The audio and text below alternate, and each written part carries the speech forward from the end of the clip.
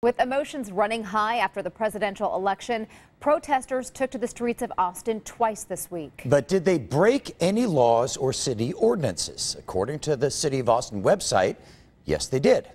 Fox 7's Jennifer Kendall is joining us live from downtown Austin with more on that. Jennifer.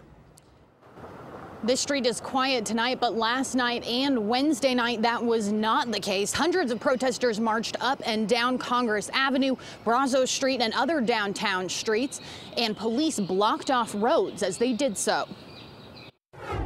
You have a hard-fought election like this. There are people with great disappointment, and there are people that are scared. And hundreds showed their disappointment by marching all over downtown Austin Wednesday, shutting down Congress Avenue during rush hour. I kind of understand the protest.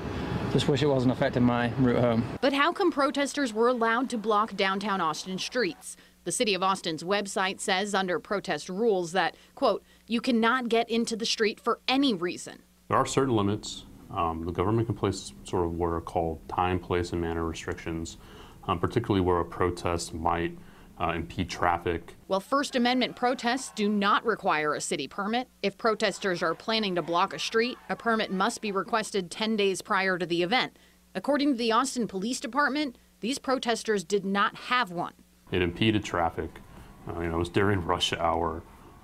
But yeah, I think it was probably the officers exercising their discretion, given the emotions that, after a year of election back and forth and election talk, and they just probably said, we're just going to let it go. APD says whether or not they require protesters to move off the street is up to the discretion of the supervisor on scene. They can move it to a sidewalk, some other place, an alternative area where it's not going to cause significant public safety concerns or impede traffic. Police say if any more protests pop up, officers are prepared to monitor them.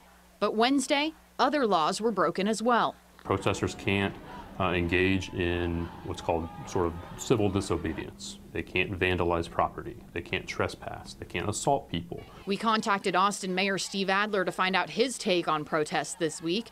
His communication director sent us this statement, quote, the mayor is happy that the protesters in Austin are peacefully exercising their First Amendment rights and is grateful to Chief Acevedo for making sure they all stay safe. One thing that cannot be restricted is the words used on protesters' signs, even if it is vulgar or profane. As long as it does not advocate imminent violence, it is protected under the First Amendment. Mike and Rebecca, back to you. All right, Jennifer Kendall from downtown Austin, thank you.